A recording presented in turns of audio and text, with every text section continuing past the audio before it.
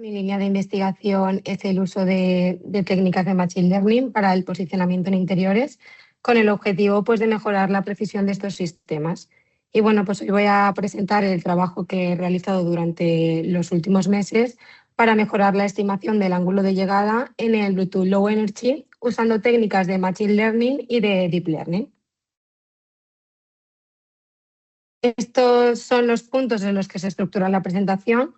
En primer lugar, explicaré un poco de contexto sobre el posicionamiento en interiores y sobre el Bluetooth Low Energy y los objetivos de la investigación. A continuación, detallaré el dataset utilizado, las diferentes representaciones de los datos de entrada y los modelos evaluados. Posteriormente, explicaré la configuración experimental y los resultados obtenidos y terminaré con las conclusiones y el trabajo futuro. Bueno, pues como ya sabéis, el GPS funciona perfectamente para la localización en exteriores, pero cuando entramos a algún túnel o edificio, este deja de funcionar. Por eso en interiores se están utilizando otras tecnologías como el Wi-Fi, el Bluetooth Low Energy y el Ultra Wideband para desarrollar sistemas de posicionamiento, los cuales pues, son útiles en muchos sectores. Por ejemplo, para que un robot navegue en un almacén industrial, para el seguimiento de activos en sanidad o para guiarnos con un mapa en grandes superficies como centros comerciales o aeropuertos. Pero bueno, esto no es sencillo y cuenta con desafíos importantes como es el multipath, que es donde las señales rebotan en superficies como paredes y techos, creando múltiples trayectorias antes de llegar al receptor. Y otro de los desafíos sería el NLOS, que es la falta de una línea de visión directa entre el dispositivo y el receptor, debido pues, a paredes, muebles y otros objetos, lo que dificulta pues, mucho la precisión de estos sistemas. En este proyecto se ha elegido trabajar con Bluetooth Low Energy porque es una tecnología de bajo coste, consume muy poca energía y ya está integrada en la mayoría de dispositivos.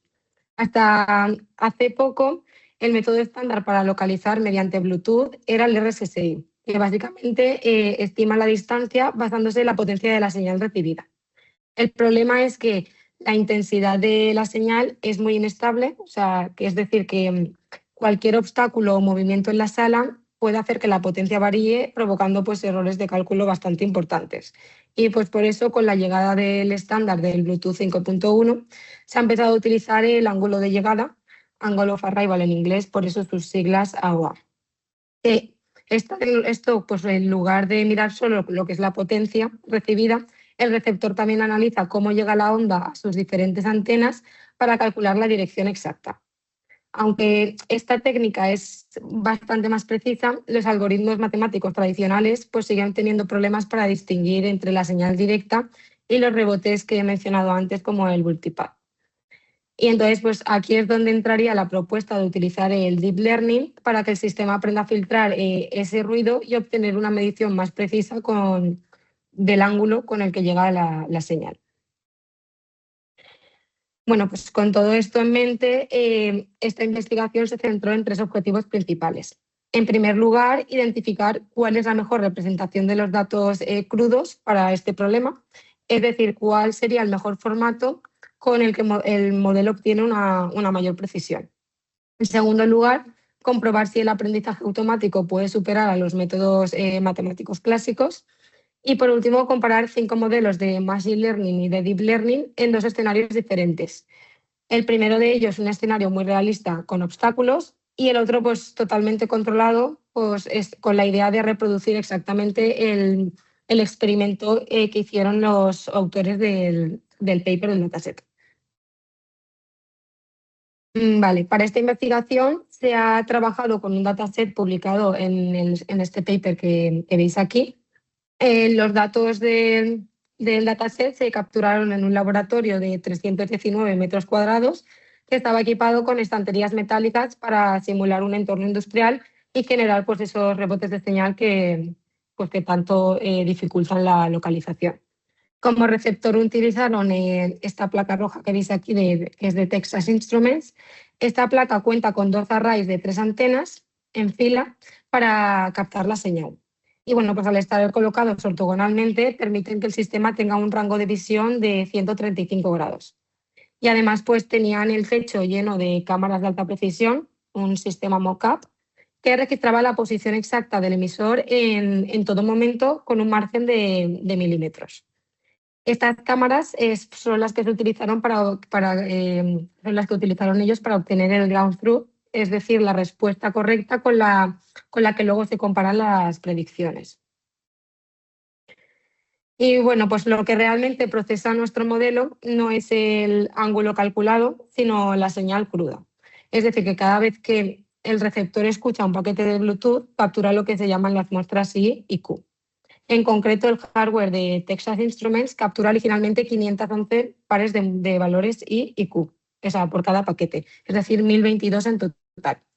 Tras aplicar el filtrado, se obtiene un array de 238 valores útiles, sumando la I y la Q, y además pues, también proporcionan metadatos como la marca de tiempo, el canal, la potencia de la señal y la posición real, entre otros. El dataset se grabó bajo una gran variedad de condiciones experimentales. Por ejemplo, se probaron 3 alturas diferentes del TAG, que fueron de 800, 1100 y 1400 milímetros, y 4 distancias diferentes respecto a la antena, que fueron de 1500, 2000, 2500 y 3000 milímetros. Y además los experimentos se repitieron tanto sin obstáculos como con obstáculos que bloqueaban pues, la visión directa. En cuanto al movimiento, se registraron 3 tipos de movimiento. El primero es un recorrido continuo, que es el primero que podéis ver arriba. El segundo es un trayecto con paradas, que realmente se hace el mismo recorrido que en el continuo, lo que pasa es que se va parando durante 25 segundos cada 5 grados. Y por último, el movimiento en zigzag, que es el más importante porque al variar constantemente la distancia y la orientación del dispositivo, pues es como el escenario más realista y más difícil de resolver para lo que son los métodos tradicionales. Y bueno, pues también es importante mencionar que se aplicó el mismo strip de filtrado que los autores originales del dataset para descartar lo que son las señales inestables. Y tras este proceso se organizaron los datos en 3 grupos. Los escenarios mixtos. Mixto quiere decir que incluye muestra tanto con obstáculos como sin obstáculos. El primer escenario mixto no incluía movimientos en zigzag, contenía 88.948 muestras. El segundo sí que obtiene trayectorias en zigzag con 93.377 muestras. Y el tercero, que no tiene ni muestras con obstáculos ni con zigzag, es decir, es con línea de visión directa y además una altura fija de 1.100 milímetros que contenía pues casi 21.000 muestras. Este exactamente es el que se utilizó para comparar con el método que utilizaron los autores del dataset. Vale, en el estudio se probaron 9 formatos de entrada de datos diferentes. El primer formato, el RAW, se trata de las muestras IQ concatenadas en una sola fila. El segundo formato, que es el RAW Interleaved, es las muestras IQ, pero esta vez alternadas por cada antena. El tercer formato, el RAW No Filter, es los datos brutos sin aplicar el filtrado, es decir, también las muestras IQ concatenadas en una sola fila, pero esta vez no se aplica el filtrado de los datos de la señal. El cuarto, que es el RAW IRI, agrupa real e imaginario secuencialmente por antena. El siguiente agruparía todos los reales seguidos de todos los imaginarios. El FFT se aplica a la transformada rápida de Fourier. El CO pues, es la matriz de covarianza. El AMFH pues, se convierte la I y la Q en amplitud y en fase. Y en el último pues, se calcularía la diferencia de fase entre las antenas adyacentes. En cuanto a los modelos evaluados, por un lado se evaluaron algoritmos de Machine Learning clásico, como es el Random Forest, el KNN y el SVN. Y por otro lado, se evaluaron algoritmos de Deep Learning, como es el perceptrón multicapa y las redes neuronales convolucionales. Y en cuanto a la división de los datos, se utilizó un 70% para entrenamiento, un 10% para validación y un 20% para test. La metodología constó de 3 etapas. En la primera fase se buscó el mejor formato de los datos de entrada. Una vez elegido el mejor formato de los datos de entrada, se pasó a la optimización mediante una búsqueda de hiperparámetros Y finalmente se aplicó una validación cruzada de 10 iteraciones. Todo este proceso se hizo en 2 escenarios diferentes. El primero, el experimento 1, que era el más difícil porque incluye todos los obstáculos y los rebotes. Y el experimento 2, que es el que recrea las condiciones perfectas de visión directa para poder comparar, como he dicho antes, con el método que utilizaban los autores del dataset. Vale. En cuanto a los resultados, estos son los resultados del experimento 1 y la primera fase, cuyo objetivo era seleccionar el mejor formato de representación para los datos. Como se observa en la tabla, hay una gran diferencia de rendimiento pues, según el formato. Por ejemplo, los formatos planos como el RAW o la FFT no funcionan bien en este contexto y, pues, como veis, pues, obtienen errores muy elevados entre 50 y 130 más o menos grados. Y esto confirma pues, que al aplanar los datos, los modelos pierden la información de la estructura física de la señal. En cambio, los formatos que conservan la estructura espacial, como es el RAW-RIRI y el RAW-RRI, estos, como conservan la estructura espacial, hacen que el error disminuya bastante más que los otros. Por ejemplo, el mejor modelo ha sido, en esta fase, ha sido la CNN, logrando una precisión de aproximadamente 21 grados.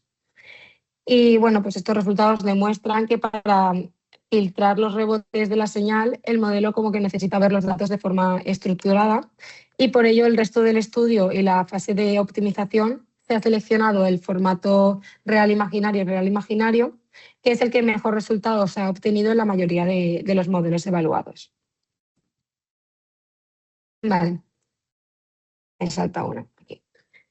Una vez seleccionado el mejor formato, se pasa a la segunda fase, que es, como he dicho antes, la optimización de los 5 modelos mediante una búsqueda de hiperparámetros. Como podéis ver en la tabla de la derecha, se realizó un grid search para cada arquitectura. Y como se observan los resultados de la izquierda, el ajuste de hiperparámetros pues, ha permitido reducir todavía más el error respecto a la primera fase. Y en este caso, pues los modelos de Deep Learning han obtenido muchos mejores resultados que frente al Machine Learning. Por ejemplo, la CNN ha alcanzado un error de 15,34 grados, seguida pues muy de cerca del MLP con 15,44 grados. Y por el contrario, pues modelos como Random Forest o el KNN se han quedado bastante estancados en errores por encima de los 26 grados. Y bueno, pues con estas configuraciones ya optimizadas se podría pasar ya a la validación final, donde también se evalúa el dataset con zigzag. Vale, en la tercera fase, que es la de la validación cruzada, se aplican 10 iteraciones. Como se observa en la tabla, la CNN es el modelo que obtiene un mejor resultado con un error de 15,53 grados y además el error estándar es bastante bajo, lo que indica que la estimación es fiable. Y un punto clave de esta fase fue comparar el rendimiento con y sin el movimiento en zigzag. Como el modelo no fue entrenado con datos con zigzag, pues esto sirve como para evaluar su capacidad de aprendizaje y generalización ante patrones desconocidos. Y como se observa, pues el error solo ha subido a 15,95 grados, lo que significa que la red aprende y generaliza correctamente. Vale, para terminar con el bloque de resultados, pues ahora el experimento 2, que es el que se utiliza exclusivamente el conjunto de datos con línea de visión directa, que este escenario pues, fue clave también para medirnos la precisión en condiciones ideales. Para este experimento se ha aplicado exactamente la misma rejilla de hiperparámetros que en el primer experimento. Y bueno, pues como se observa en la tabla, al eliminar los obstáculos también siguen siendo la CNN y el MLP los mejores modelos con los que se obtienen los mejores resultados, con 12,37 grados y 14,34 grados respectivamente. Y bueno, pues ya para finalizar con los resultados del segundo experimento, se volvió a realizar una validación cruzada, esta vez sobre el conjunto de datos de visión de línea directa. Y en esta fase pues, se observa, a diferencia con la anterior, que el MLP logra el mejor rendimiento con 13,36 grados, superando pues, por poco a la CNN con 13,75 grados. Y además, pues también el error estándar se sigue manteniendo bajo con 0,14. Y por último, pues la comparativa final frente a lo que ya se ha hecho con este dataset, con los autores. Si miramos a la tabla, si nos vamos al escenario mixto, que es el más complicado, sería el que más se asimilaría a un entorno real, pues con la CNN se obtiene un error de 15,53 grados. Pero si nos vamos al escenario con solo línea de visión directa, que es en el que los autores del dataset obtienen 25,71 grados de error, utilizando el algoritmo de PDOA, que es la diferencia de fase de llegada, pues nosotros en cambio hemos conseguido reducir este error a 13,36 grados con el perceptrón multicapa. Es decir, que se ha mejorado la precisión en un 48%. Y bueno, pues para concluir, se ha demostrado que el formato de los datos de entrada es muy importante, que los formatos que han preservado la estructura 2D de las muestras crudas han superado a las versiones que eran los datos aplanados. En cuanto a los modelos, pues la CNN logró un MAE de 15,53 en el escenario más difícil, lo que supone una reducción del error del 39,6%. Y además, para condiciones ideales de visión directa, el perceptrón multicapa logró reducir el error en un 48%. Y bueno, pues como trabajo futuro se podría estudiar la generalización de estos modelos probando estas arquitecturas en otros datasets públicos o datasets también generados por nosotros, obviamente también de datos crudos para verificar pues, su robustez en diferentes entornos y diferentes hardware. Por último, quería dar las gracias a la Generalitat Valenciana por la financiación de este proyecto y esto sería todo. Pues muchas gracias, Sara. Bueno, a mí me gustaría un poco preguntarte, Sara, Sí. ¿cómo te surge la necesidad de abordar esta investigación? ¿Qué es lo que te motiva? Y sobre todo, si ya habéis tratado de ponerlo en práctica de una manera real en algún tipo de situación. No, quiero decir, no en los entornos controlados que nos contabas, sino ya trasladado a una empresa en concreto.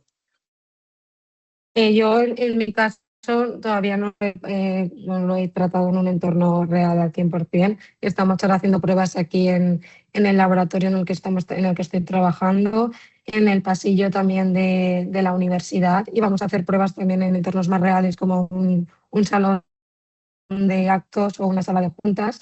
Estamos en ello ahora porque yo estoy en el segundo año de doctorado, entonces todavía no me ha dado tiempo, y un poco la motivación pues sería poder, por ejemplo, en entornos industriales que los robots sean autónomos y localizar, como he explicado al principio, activos ya sea en hospitales o en algún centro comercial así grande o aeropuerto, pues poder seguir tu ubicación en tiempo real o encontrar ciertas ubicaciones o tiendas en así espacios grandes.